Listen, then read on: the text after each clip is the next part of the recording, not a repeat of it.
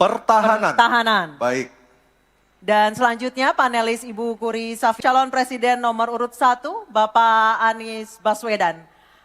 Pertahanan negara yang tangguh dapat dicapai dengan memanfaatkan teknologi siber, kecerdasan buatan dan satelit untuk informasi geospasial. Pertanyaannya, apa kebijakan paslon untuk mendapatkan akses teknologi dan pengembangannya guna memperkuat pertahanan Indonesia? Waktu menjawab selama 2 menit, Pak Anies, dimulai dari Bapak berbicara, kami persilahkan. Terima kasih. Sebelum saya menjawab pertanyaan itu, saya mengklarifikasi tadi data yang meleset. Maaf Pak Prabowo, angkanya terlalu kecil. Bukan 320 hektar, tapi 340.000 hektar. Saya klarifikasi. Kemudian itu pun salah. Melanjutkan. Itu pun salah. Atas apa yang perlu saya sampaikan. Mas Anies, Pak Prabowo, jangan Pak Prabowo, Pak Prabowo, Pak Prabowo, mohon maaf, ini mohon nanti tenang ada dulu hadirin. Baik. Mohon tenang. Harap tenang. Mohon tenang. Harap tenang. Harap tenang. Baik, kita akan lanjutkan. Harap tenang Ya. hadirin. Silakan, Bapak. Baik. Ini adalah salah satu ancaman non-tradisional yang makin hari makin nyata dirasakan di Indonesia. Kita merasakan keluarga-keluarga kita, HP, komputer, menghadapi tantangan hacking. Karena itulah menurut kami perlu sekali kita membangun satu struktur pertahanan cyber yang serius. Dan ini tidak cukup dengan memberikan tugas pada sekelompok orang. Satu adalah dengan membangun satu sistem yang komprehensif, perencanaan komprehensif yang melibatkan seluruh lembaga termasuk komponen masyarakat. Yang kedua adalah pengadaan teknologi-teknologi terbaru. Tapi kuncinya bukan semata-mata pada teknologinya. Kuncinya adalah pada pelibatan semua secara semesta. Yang ketiga, yang tidak kalah penting adalah mekanisme untuk merespon balik apabila terjadi kondisi serangan. Sehingga bisa memiliki kecepatan untuk recover, kecepatan untuk kembali dalam sistem ketika terjadi serangan-serangan cyber itu. Jadi menyusun ini, satu adalah melibatkan secara komprehensif, yang kedua menggunakan teknologi terbaru, yang ketiga sistem recovery yang cepat. Terima kasih. Baik, terima kasih Pak Anies. Kami persilakan kepada calon presiden nomor urut 2, Bapak Prabowo Subianto untuk menanggapi calon presiden nomor urut 1 dengan waktu 1 menit saat Bapak berbicara akan dimulai. Silakan Pak. Ya, sekali lagi ya saya berpandangan Pak Anies juga terlalu teoritis, semuanya bagus, indah, tetapi yang nyata tentang masalah AI, cyber, teknologi tinggi dan sebagainya adalah sumber daya manusianya, awaknya. Saya begitu jadi menteri, saya membentuk 4 fakultas baru di bidang science, teknologi, engineering, dan mathematics. Kita menyiapkan putra-putri kita terbaik untuk menguasai teknologi, untuk menguasai science, untuk menguasai artificial intelligence, untuk menguasai cyber. Bukan barang yang kita beli, kita harus kuasai know-how-nya, kita harus kuasai sistem yang harus kita pegang. Dan menurut saya itu adalah inti daripada masalah. Tidak hanya bicara-bicara yang baik-baik saja. Waktu sudah habis Pak Prabowo. Selanjutnya calon presiden nomor urut 3, Bapak Ganjar Pranowo untuk... Yang pertama kita mesti menguatkan BSSN. Dan kita penting untuk membuat security system yang baik. Bahkan selain membangun SDM dan infrastruktur yang baik, maka kecepatan internetnya dan coveragenya harus tinggi. Maka kalau kita kemudian membuat satu sistem infrastruktur yang bagus, jangan dikorupsi. Ini yang kemudian jadi persoalan. Maka tidak pernah selesai.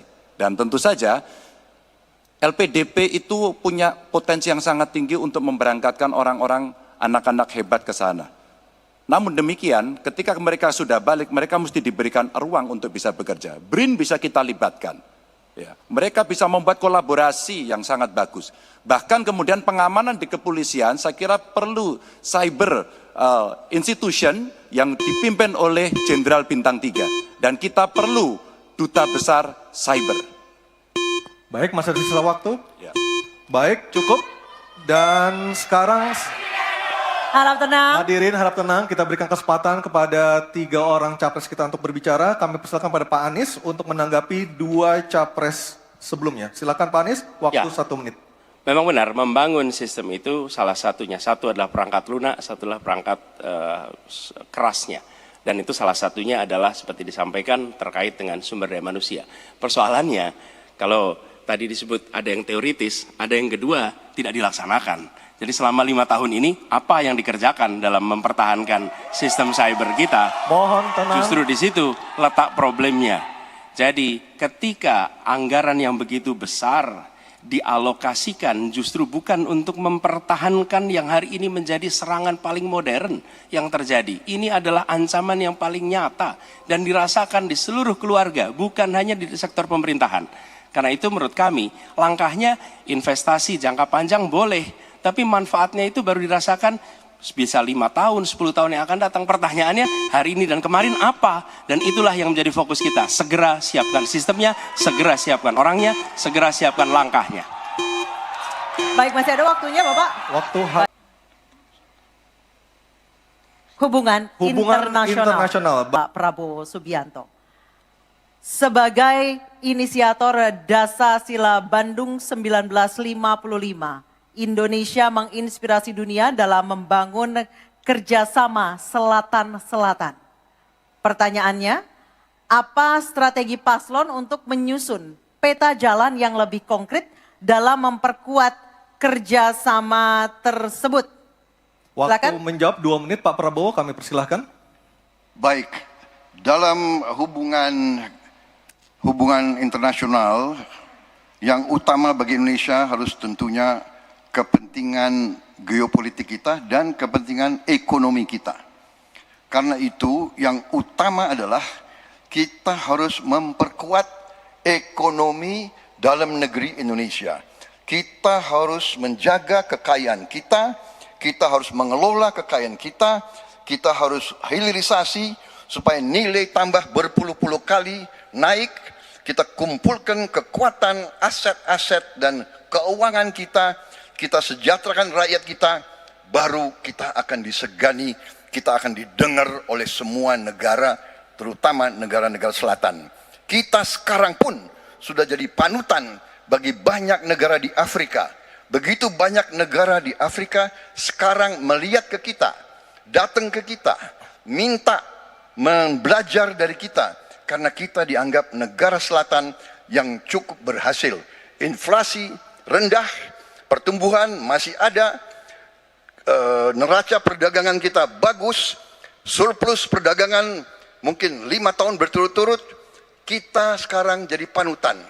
Jadi leadership kita di dunia, di hubungan internasional akan tercermin dan terimpak oleh keberhasilan kita mengelola kekayaan kita, menghilangkan kemiskinan di negara kita, rakyat kita, meraih teknologi, menjadi negara industri, itu yang akan membuat kita memimpin dunia selatan. Terima kasih. Baik, terima kasih Pak Prabowo. Hadirin mohon tenang, kami persilakan kepada Pak Ganjar untuk menanggapi jawaban dari Pak Prabowo dalam waktu 1 menit dimulai saat Bapak berbicara. Kami persilakan Pak Ganjar. Selatan-selatan kita punya potensi yang hebat. Kita punya sumber daya alam yang sangat bagus. Kalaulah kita mau konsentrasi saja untuk bisa menuntaskan kekuatan yang berbasis pada sumber daya alam, ambil satu saja, teknologi baterai.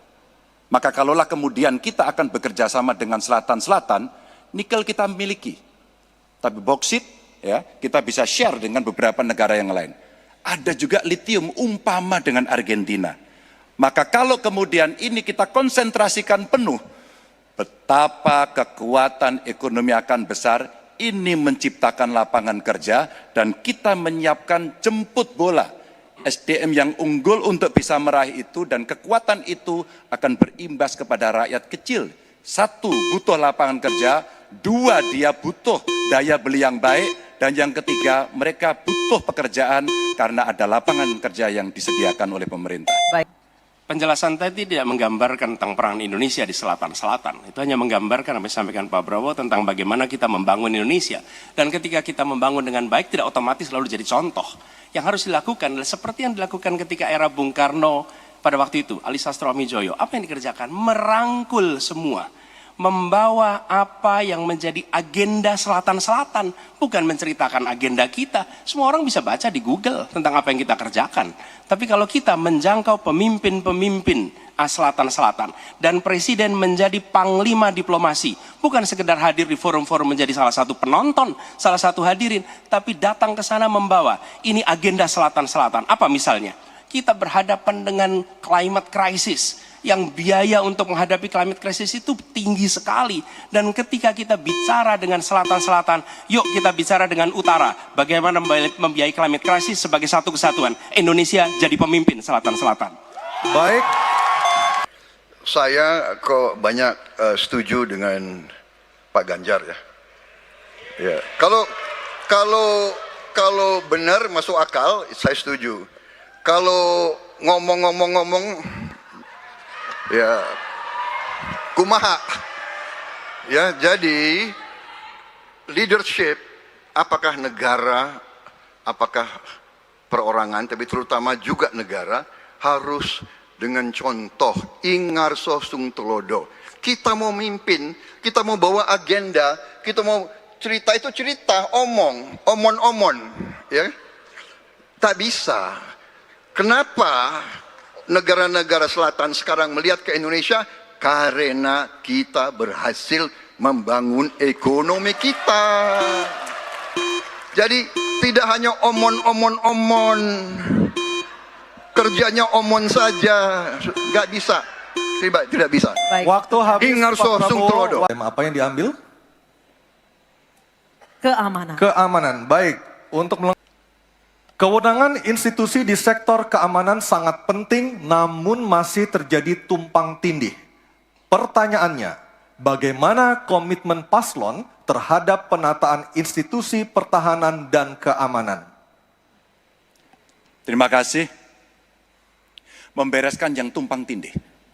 Dan itu harus dimulai dari pemimpin yang punya komitmen untuk membereskan. Siapa dia? Pemimpin tertinggi, Presiden. Maka kalaulah kemudian kita bicara pertahanan yang ada di laut, maka sekian lembaga yang ngurus laut mesti disatukan dalam sebuah wadah Coast Guard. Ketika kita bicara keamanan dan tumpang tindih, maka keamanan wilayahnya ada di kepolisian. Saya mengapresiasi umpama dalam konteks terorisme, 2023 relatif tidak ada. Kita berikan apresiasi itu kepada kepolisian. Ketika kemudian terjadi pada situasi belahan Indonesia yang lain yang membutuhkan, katakan bantuan dari TNI, maka disitulah kemudian on call mereka. Kami butuh bantuan, maka dibantu. Tapi pada sisi yang lain, pembenahan yang tumpang tindih ini, di daerah sebenarnya juga bisa disupport agar keamanan bisa berjalan dengan baik. Siapa mereka pelaksana di daerah? Forkompimda. Kita tidak pernah membiarkan situasi negara diurus oleh pusat saja. Kita mesti mengambil inisiatif karena peran-peran sampai tingkat lokal itu ada. Bahkan tokoh masyarakat, tokoh agama mesti kita lakukan. Maka seluruh yang tumpang tindih dari sisi regulasi, satu perlu harmonisasi, dua perlu sinkronisasi. Dan pada tingkat tidak ada keputusan, maka pemimpin tertinggi harus berani mengambil keputusan itu. Sehingga tumpang tindih yang selama ini selalu saja menjadi perdebatan yang tidak ada hentinya, maka diselesaikan di meja presiden. Dan itu saya kira sikap yang paling jelas untuk membereskan persoalan ini. Apapun dalam konteks eksekutif, maka pemimpin tertinggilah yang harus mengambil keputusan.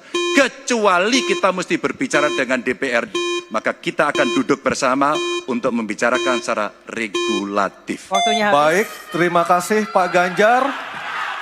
Ada waktunya, harap tenang. Kami persilakan kepada calon presiden nomor 1, Bapak Anies Baswedan untuk menanggapi jawaban dari Pak Ganjar dalam waktu 1 menit. Kami persilakan Pak Anies.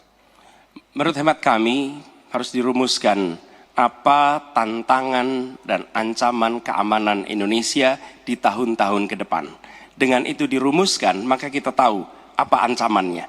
Lalu dari situ kemudian kita lihat bagaimana badan-badan yang selama ini ada diatur untuk merespon atas tantangan itu. Kalau kita hanya menata ulang tanpa memikirkan apa ancaman barunya, maka kita tidak lebih dari sekedar menyelesaikan urusan organisasi. Yang sesungguhnya dibutuhkan adalah bagaimana organisasi itu diatur untuk merespon tantangan. Jadi nomor satu, rumuskan itu. Kemudian yang kedua, yang tidak kalah penting, libatkan semua unsur yang terbiasa di dalam menyusun ancaman tantangan organisasi. Sehingga kemudian penataan organisasi badan-badan bukan semata-mata karena selera pemimpin, tapi karena merespon atas ancaman itu. Dengan begitu, penataannya akan sesuai kebutuhan. Terima kasih. Waktu 1 menit sudah habis. Baik, terima kasih. Selanjutnya giliran calon presiden nomor urut 2, Bapak Prabowo Subianto. Hadirin kami harap tenang terlebih dahulu. Ada waktunya untuk menanggapi jawaban dari Capres nomor urut 3. Waktu Bapak 1 menit dimulai ketika berbicara. Baik ya, sekali lagi saya harus mengatakan, saya kok banyak sependapat dengan Pak Ganjar. Jadi benar tumpang tindih harus diselesaikan oleh pimpinan tertinggi dan itu saya kira bisa ya. Tapi benar saya juga harus mengatakan kita harus apresiasi prestasi TNI dan prestasi Polri dalam menjaga pertahanan keamanan, dalam mengatasi berbagai peristiwa-peristiwa yang pelik. Harus kita akui, menghadapi terorisme, bom Bali, Peloso, dan sebagainya. Untuk itu, saya kira kalau saya dapat mandat, saya akan perbaiki kualitas hidup TNI, kualitas hidup Polri, memimpin supaya TNI dan Polri menjadi yang terbaik yang bisa kita bangun. Dengan keunggulan TNI dan Polri, Polri langsung di bawah Presiden, kita akan berbuat terbaik untuk rakyat kita. Terima kasih. Selanjutnya kita kembali ke calon presiden nomor urut 3, Bapak Ganjar Pranowo untuk merespon tanggapan dari kedua capres tadi. Waktu Anda 1 menit dimulai ketika berbicara, silakan. Ketika overlap kelembagaan ditanyakan kepada saya, maka saya sudah pelajari apa yang ada. Data, kondisi sosiologis, konflik antar kelembagaan, itu bukan tiba-tiba turun dari langit.